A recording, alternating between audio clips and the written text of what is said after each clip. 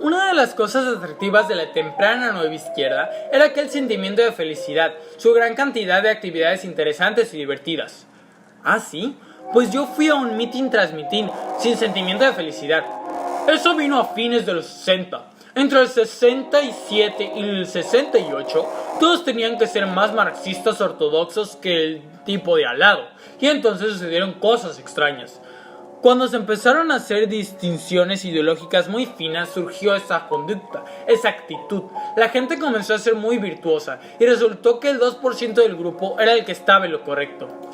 Creo que esto está relacionado con la exposición que hacen ustedes, es decir, hubo algunos límites casi inamovibles respecto a lo que podría lograrse con el primer movimiento, y los poderosos fundamentos institucionales de esta sociedad simplemente no podían ser trascendidos por un movimiento de ese tipo.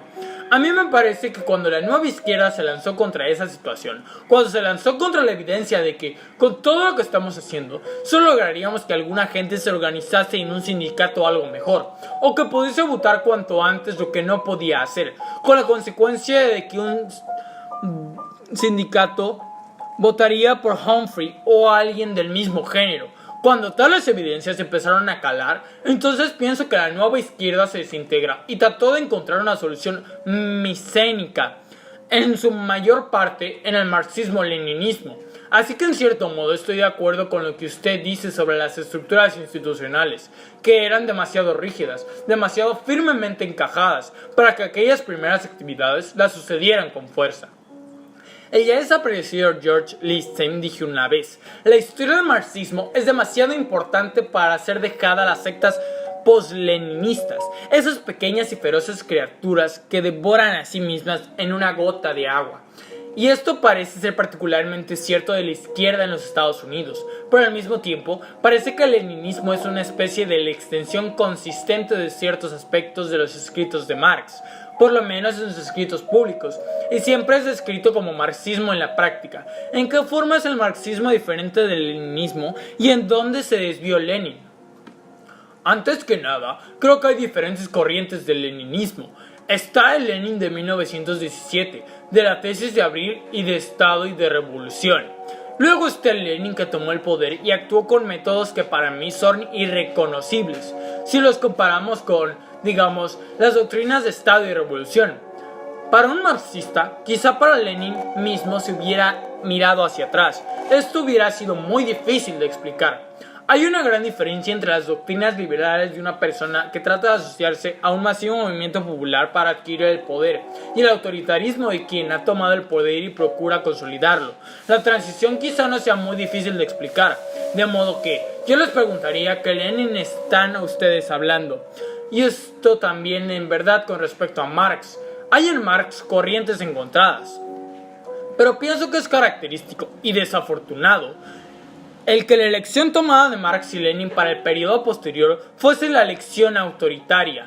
Es decir, fue Lenin el autoritario el que persistió, el que se concentró en la conquista del poder estatal por el partido de vanguardia y en la destrucción de todas las tribunas populares en intereses de las masas. Ese es el Lenin que conocerían las generaciones posteriores. Y una vez más, esto no era demasiado sorprendente, porque eso es lo que realmente era en la práctica el leninismo. Y yo pienso que para todo ese movimiento socialista es una tremenda tragedia que la revolución rusa fuera identificada como socialista. Lenin mismo fue invalente en esto. Nunca lo identificó como socialista. Habló de cierto tipo de capitalismo de Estado, de que probablemente no se podría tener socialismo en un país como Rusia, etc. Cambió luego, pero básicamente eso había dicho y con esa precisión. Pero entonces, naturalmente, el típico ideólogo de partido y sus diversos esclavos en los llamados movimientos socialistas tenían, para sus propios propósitos, que identificar el capitalismo de Estado que estaban formando con algo un poco mejor que eso.